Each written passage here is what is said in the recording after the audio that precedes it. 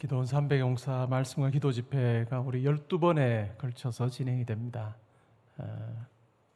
대체로 수요일에 기도원 300용사 기간 동안에 주로 담당할 찬양대가 글로리아 찬양대이죠. 글로리아 찬양대는 여성 찬양대인데 이 기도원 300용사 말씀과 기도 집회 기간 동안만 이라도 요 기간 동안만 아마 8번 정도 글로리아 찬양대가 설 텐데요. 요 기간 동안에는 이전에는 글로리아 찬양대원이 아니셨던 분들도 기도원 300용사 말씀과 기도 집회에 제가 참석할 텐데, 이왕이면 제가 보통 때는 찬양대로 섬기지 못하지만 이번 기회에 제가 찬양대로 함께 했으면 좋겠습니다 라고 자원하시는 분들이 계시면 시온 찬양대 분들도 괜찮고 베델 찬양대 분들도 괜찮고 또 남성도 괜찮고 청년도 괜찮고 다 한번 해보는, 오디션 안 할 것 같아요. 그래서 정말 이왕 참석하는데 내가 한번 하나님을 찬양하는 자리에 있어 본, 목사로 살면서 저는 찬양대 자리가 참 부럽거든요. 제가 저 자리에 앉아본 적이 정말 오래됐거든요. 그래서 참 앉아보면 좋겠다, 하나님 참 기뻐. 오늘 우리가 말씀 통해서 살필 때도 찬양이 얼마나 귀한 것인가 하는 걸 우리가 볼 텐데, 기도하면서 제가 한번 해보면 좋겠습니다 라고 하는 분들 계시면 우리 교육자들에게 알려주시면 잘 안내해 드리겠습니다. 오늘 첫날인데요, 능력의 하나님이라고 하는 제목으로 말씀드리겠습니다. 여러분, 어떤 마음으로 예배 자리로 나오셨는지요? 설렘을 가지고 나오셨는지요? 기대를 가지고 나오셨는지요? 기대하는 마음에 또 소망을 가진 마음에 하나님께서는 항상 많은 것을 채워주십니다. 우리의 마음이 그냥 그릇과 같아서 그냥 엎어져 있으면, 그냥 아무리 비가 많이 내려도 그 그릇에는 비가 담기지 않습니다. 그러나 우리의 마음이 엎어져 있지 않고 잘 하늘을 향해 열려 있으면 하나님께서 자기가 사랑하시는 백성에게 정말 풍성하게 공급하여 주시고 또 채워주신다는 것을 우리는 말씀을 통해서 거듭거듭 확인하게 됩니다. 기도원 300용사 말씀과 기도 집회 여러분들이 참여하시면 할수록 여러분의 소망이 더 커지고 하나님을 향한 열망이 더 커져서 하나님께서 저와 여러분을 보실 때마다 정말 기뻐하시고 흡족해 하시는 그와 같은 모습으로 나아갈 때 2022년 기도원 300용사 말씀과 기도 집회 시간이 내 평생에서 참 기억에 많이 남는 그와 같은 은혜의 자리가 되리라 믿습니다. 예수님 주변에 참 많은 병자들이 있었죠. 예수님께서 병자들을 고쳐주시니까 소문을 듣고 예수님께 나온 사람들이 참 많았습니다. 그러나 예수님 가까이 나온 모든 병자들이 다 낫지는 않았습니다. 우리가 복음서를 읽다 보면 12해 동안 혈루증을 앓았던 여인이 있어요. 이 여인 예수님에 관한 소문을 들었습니다. 12년 동안이나 의사에게 가서 병을 고쳐달라고 했지만 고침받지 못했습니다. 자기가 가진 돈을 다 탕진해 버렸습니다. 그리고 이 치료받는 과정에서도 지친 거예요. 근데 예수님에 관한 이야기를 듣고 예수님께 나옵니다. 그리고 마음에 어떤 생각이 들까요? 내가 예수님의 옷자락을 만지기라도 하면, 내가 옷자락만이라도 만지면 내 병이 나을 거다. 옷자락을 내가 만지기만 해도 나을 거다라고 하는 확신이 마음속에 일어난 거예요. 때로는 너 그게 말이 돼? 그런다고 너 병이 12년 동안이나 그렇게 고생했던 그 병이 낫겠어? 그리고 예수님 의사도 아니잖아 라고 하는 생각이 그녀에게 있었을지 모릅니다. 그러나 결국 그의 마음에는 예수님의 옷자락을 만지기만 하면 내 병이 나을 거다라고 하는 믿음으로 가득한 거예요. 그리고 예수님의 옷자락을 만집니다. 어떤 일이 벌어졌을까요? 자기의 혈루의 근원이 말라버립니다. 내가 12년 동안이나 그렇게 고생했던 그 혈루증으로부터 나음받는, 고침받는 그 같은 놀라운 경험을 하게 된 것이죠. 예수님 주변에 많은 병자들이 있었지만 그러나 반신반의하면서 예수님께서 하실 수 있을까? 누군가에게는 하겠지만 나에게는 일어나지 않을 것 같아 라고 생각하는 자들에게는 결코 그와 같은 병고침의 역사가 일어나지 않았다는 것을 우리는 기억할 필요가 있습니다.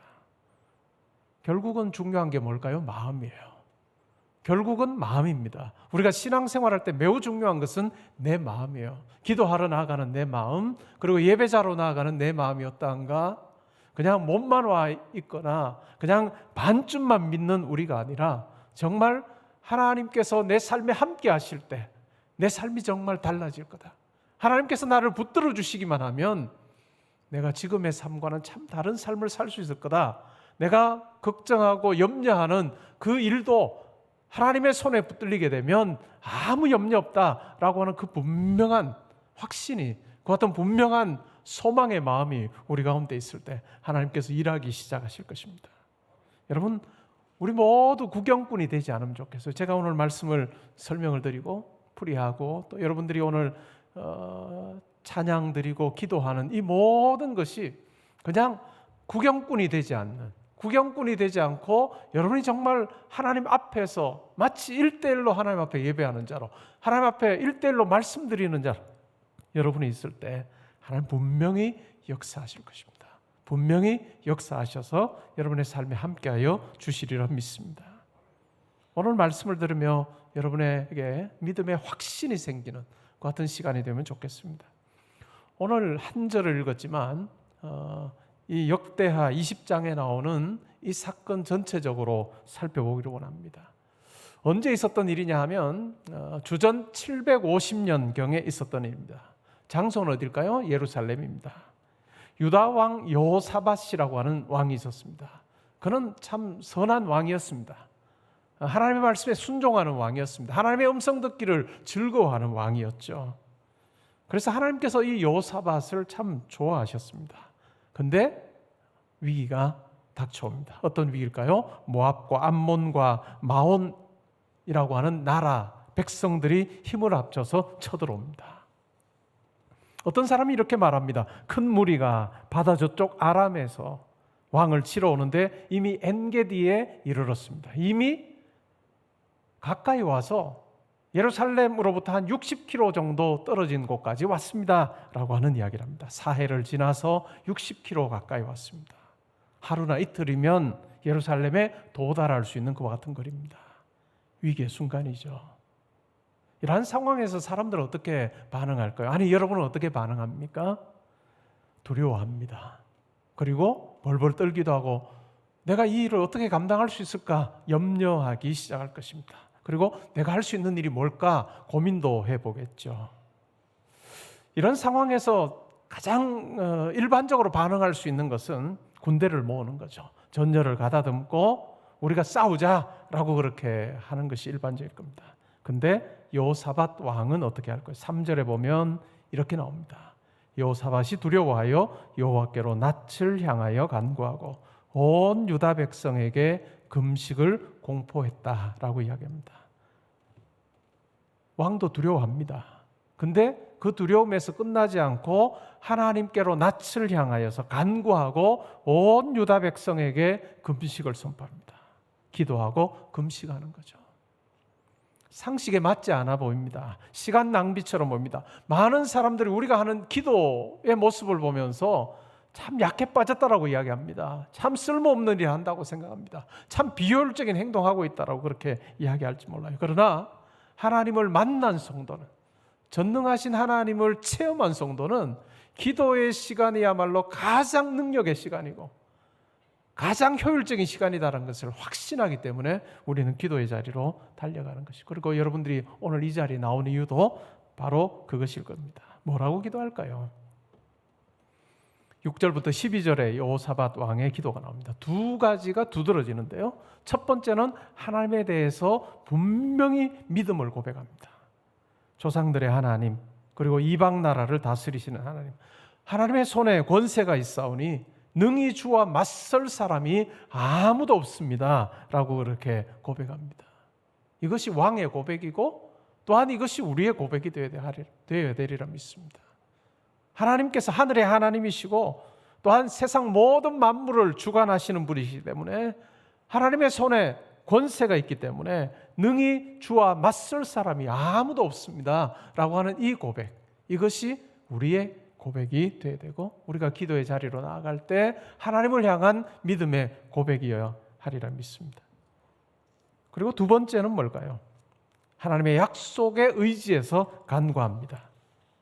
하나님, 우리 조상들에게 약속을 주셔서 이 땅을 우리에게 주지 않으셨습니까?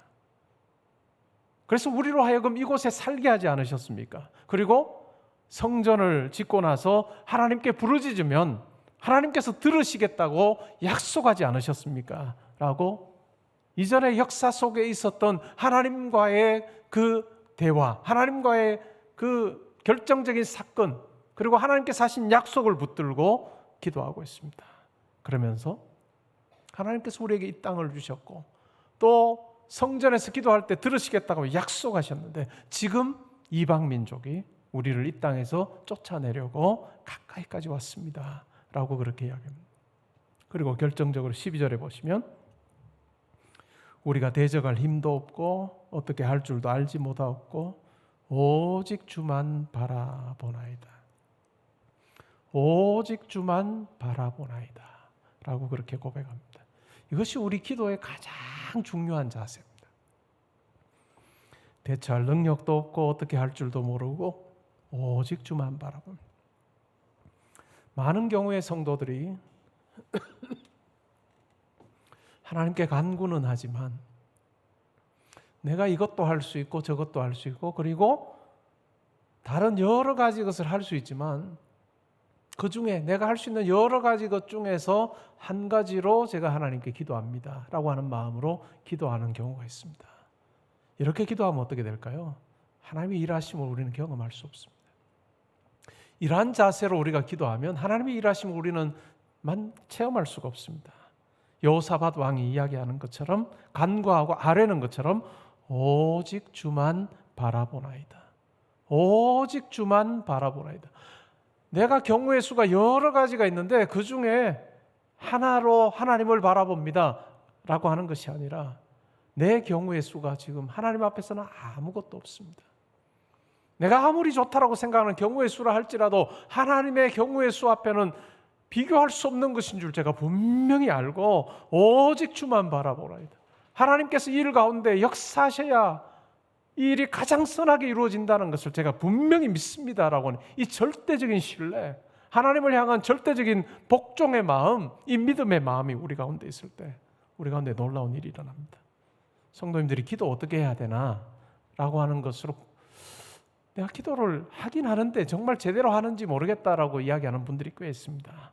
자세는 어떠해야 되는지, 형식은 어떠해야 되는지, 어느 정도 길게 해야 되는지, 앉아서 해야 되는지, 서서 해야 되는지, 걸으면서 해도 되는지, 눈을 감고 해야 되는지, 아니면 눈을 뜨고 해도 되는지, 참 많은 기도 정말 어떻게 해야 되죠? 라고 그렇게 궁금해하는 분들이 있습니다. 그러나 중요한 건 뭘까요? 하나님께서는 우리의 마음의 중심을 보십니다. 우리의 마음이 어떠한가? 우리의 마음 속에 하나님을 향한 마음이 어떠한가를 하나님께서는 보시고 우리 기도 가운데 역사하십니다.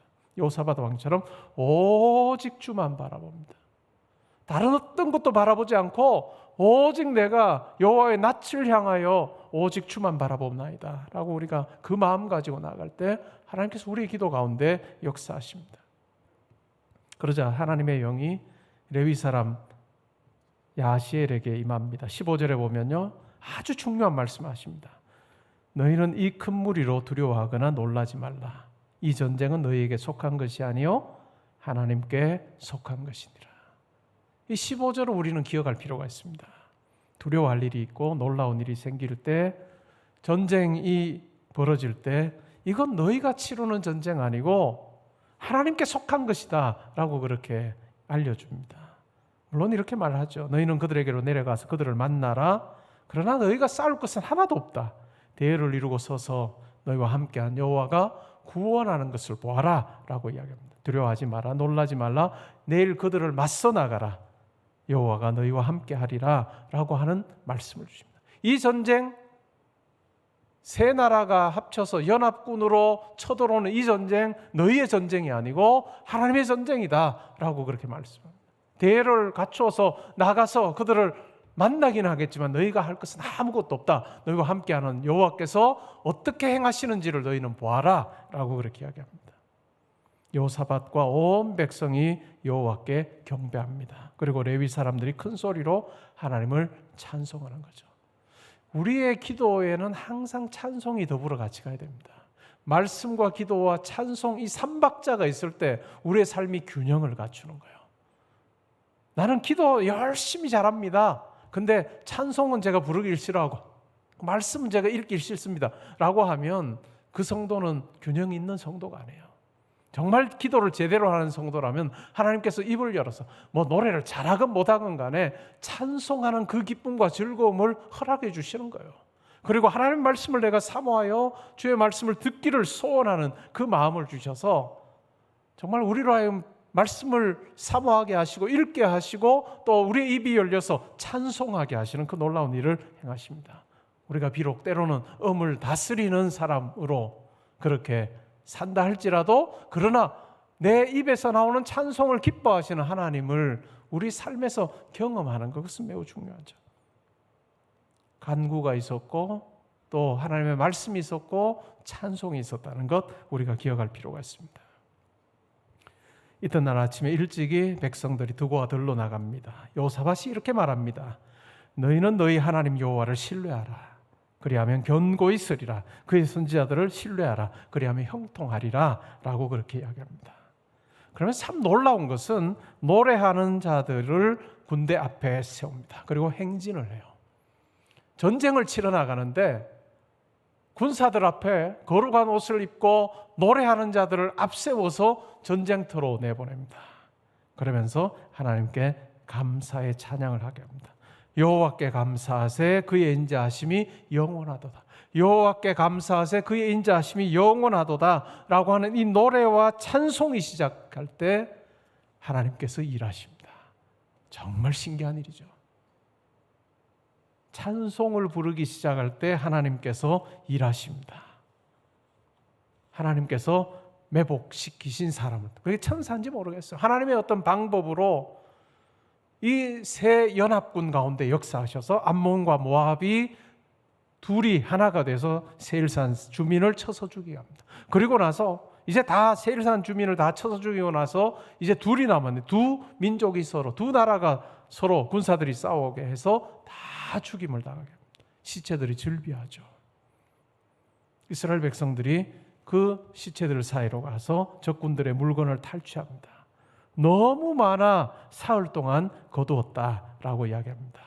골짜기에 모여 하나님을 찬송하죠. 그리고 그 이름을 브리가 골짜기라고 부릅니다. 송축의 골짜기, 송축의 골짜기라고 부릅니다. 많은 이방 민족들은 하나님께서 행하신 일들을 보고 두려워합니다. 하나님께서 행하신 일을 보고 두려워해요. 그리고 하나님이 유다에 평강을 주셨다라고 하는 것이 역대하 20장에 나오는 이야기입니다. 오늘 우리가 이 말씀을 통해서 세 가지 교훈 정도를 생각해 볼 수 있습니다. 첫 번째는 우리의 삶이 하나님이 관여하시는 삶이 되게 됩니다. 우리의 싸움이 하나님의 싸움이 되게 하는 것이 매우 중요합니다. 내 싸움이 내 힘으로, 내 능력으로, 내 지혜로 하는 것이 아니라 하나님께서 함께 하시는 것이 되도록 하는 그 매우 중요한 거예요. 내가 하는 일이, 내가 하는 사업이, 내가 하는 공부가 그냥 내 지혜와 내 건강 가지고 내가 가진 것 가지고 물질 가지고 하는 것이 아니라 하나님께서 하시는 것이 되도록 하는 것, 그것이 매우 중요한 거예요. 이 전쟁이 너희에게 속한 것이 아니고 하나님께 여호와께 속한 것이다 라고 그렇게 선포하시는 그 하나님께서 우리 삶을 향해서 우리 인생을 향해서 네가 지금 하는 그 일이 너의 일이 아니라 내 일이 되게 해라, 나의 일이 되게 하라 라고 하나님께서 우리에게 날마다 말씀하세요.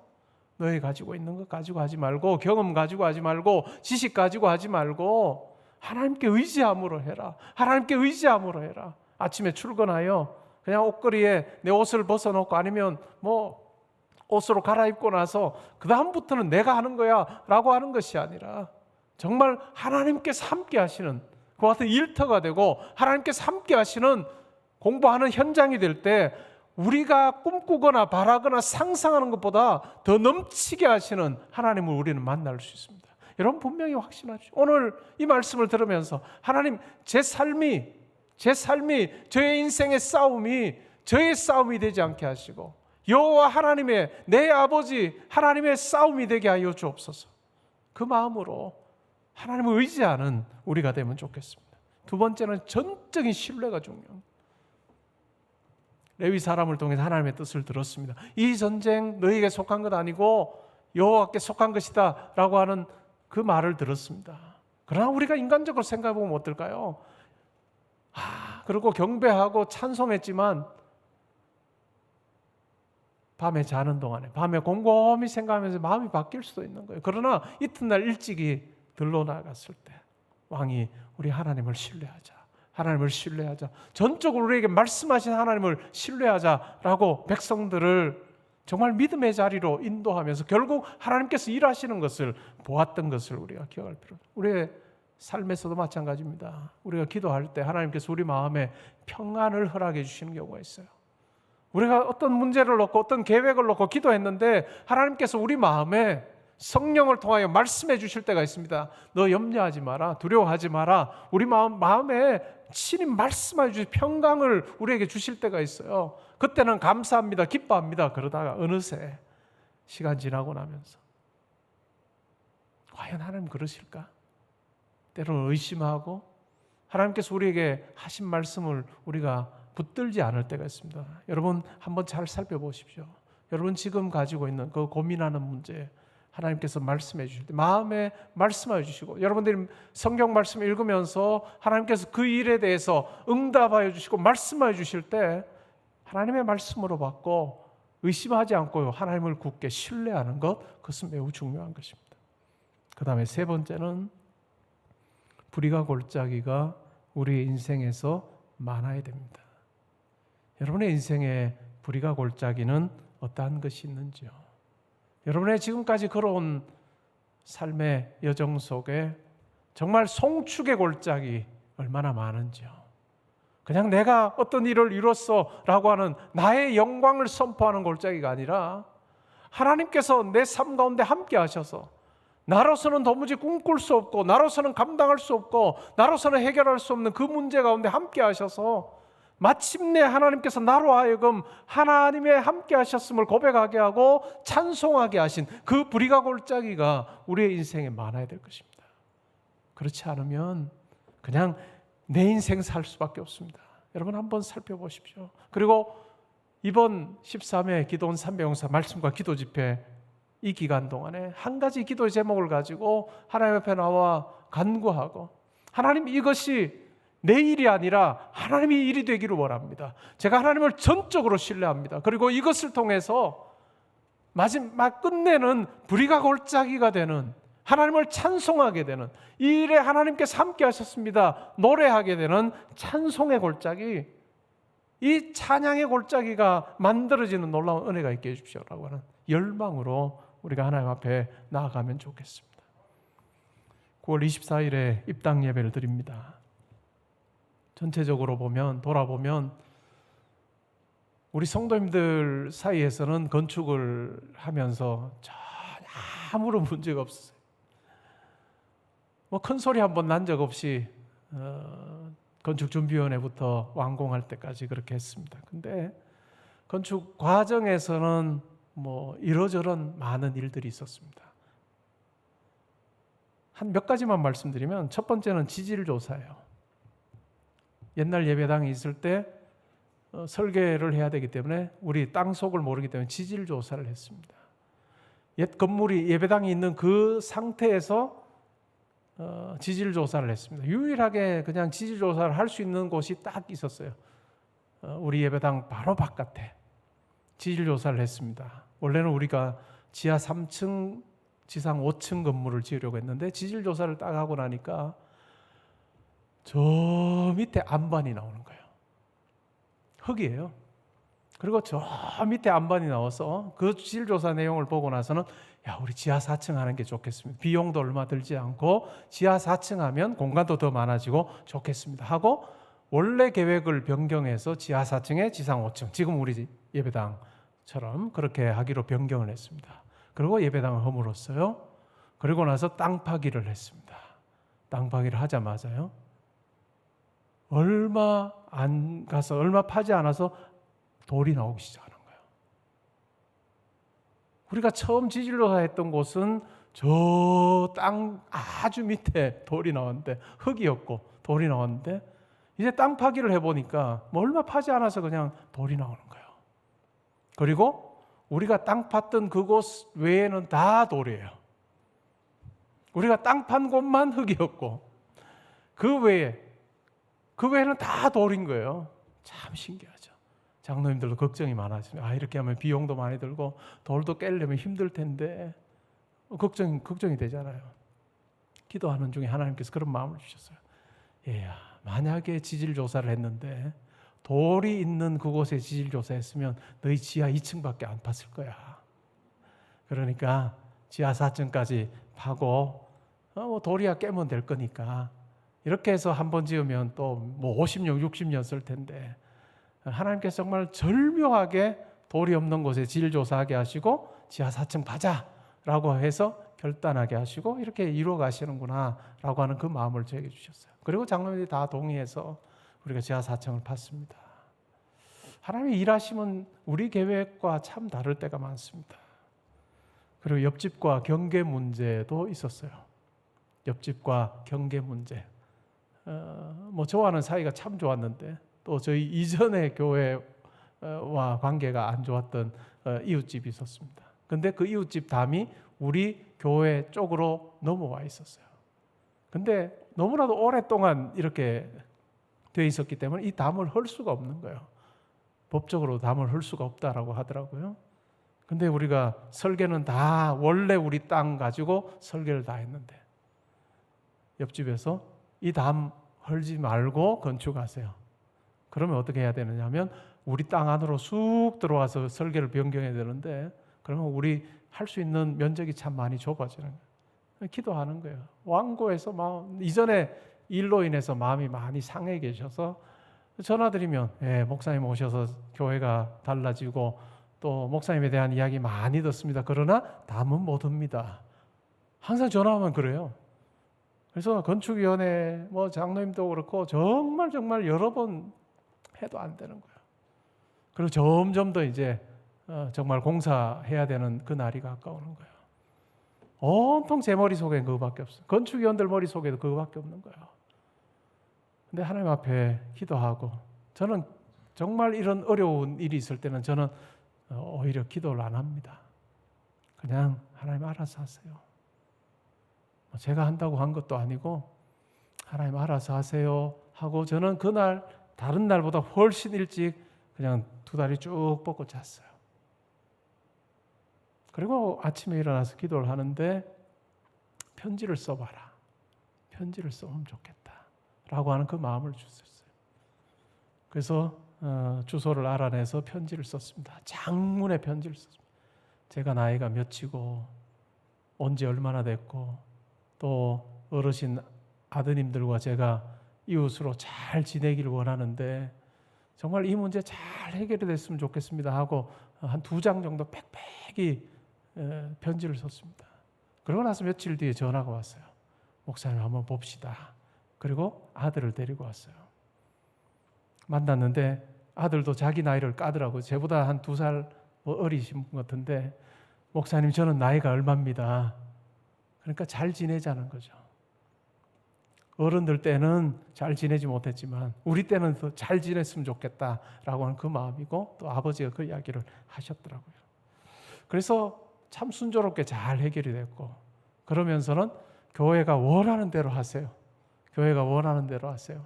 경계 뭐로 정할지 담으로 할지 나무로 할지 그것도 잘 협의해서 교회가 원하는 대로 하세요. 해서 참 편하게 잘 지냈습니다. 그 다음에 세 번째는 민노총이 온 거예요. 교육자 수련회가 있는데 갑자기 그냥 영상이 하나 왔는데 우리 공사 현장에 민노총이 와서 막 확성기 틀어놓고 노래하면서 시끄럽게 하고 있는 새벽에 알아보니까 우리 교회와는 상관이 없지만 우리 교회 시공사가 다른 곳에서 공사를 하고 있는데 그곳에 일감을 달라고 우리 교회에 와서 지금 한 달 정도를 이렇게 막 농성을 한 거예요. 참 여러 가지 일이 있었습니다. 그러나 그 문제도 잘 해결이 됐습니다. 되돌아보면 이런 생각이 듭니다. 우리가 한 것이 아니고 하나님께서 하셨다. 우리가 도무지 풀 수 없어서 발 동동 구를 때 하나님께서 일 가운데 함께 하셔서 사람들의 마음을 만지시고 움직이셔서 결국은 일이 되게 하셨다. 하나님께서 하신다. 내가 하는 삶이 아니라 하나님께서 하시는 것이다 라고 하는 것을 우리는 분명히 고백합니다. 건축이 진행되는 동안에 화요일부터 금요일까지 오전 10시면 지금 교육관 지하 1층에서 항상 기도회를 했습니다. 말씀을 읽고 찬송 4장 부르고 함께 기도했어요. 찬송가 1장부터 해서 마지막 장까지 아는 곡은 무조건 다 불러서 이 1장부터 마지막까지 몇 번을 불렀습니다. 하나님께서 이 일 가운데 함께 하셔서 가장 선하게 인도해 주십시오 라고 하는 그 간구로 우리 하나님께 나아갔습니다. 기도가 있고 말씀이 있고 찬송이 있을 때 하나님께서는 일하십니다. 오늘 이 기도의 자리에서도 하나님을 향해서 기도할 때 하나님 이것이 저의 일이 아니라 하나님의 일이 될 줄 믿습니다. 능력의 하나님께 전능하신 하나님께서 일 가운데 함께 하셔서 개입하셔서 가장 선한 길로 역사해 주십시오. 저는 하나님을 신뢰합니다. 그리고 이것이 저에게 불의가 골짜기가 되게 해 주십시오. 그리고 우리가 찬송할 때 하나님께서 놀랍게 역사하십니다. 여러분 요즘에 어떤 찬송 입에서 흘러나옵니까? 여러분의 입에서 찬송이 끊이지 않도록 하면 좋겠어요. 오늘 예배 기도의 자리 있을 때 하나님 앞에 작은 소리로 찬송해도 좋을 것 같아요. 찬송은 곡조 있는 기도입니다. 찬송은 곡조 있는 기도라 우리가 기도할 때 찬송할 때 하늘 문이 열리고 우리의 삶에 함께 하셔서 우리의 그 일을 해결해 주신 하나님을 만나게 되는 귀한 역사가 있을 것입니다. 사모함으로 하나님께 나아가는 저와 여러분 될 수 있기를 주님의 이름으로 축복합니다. 아멘.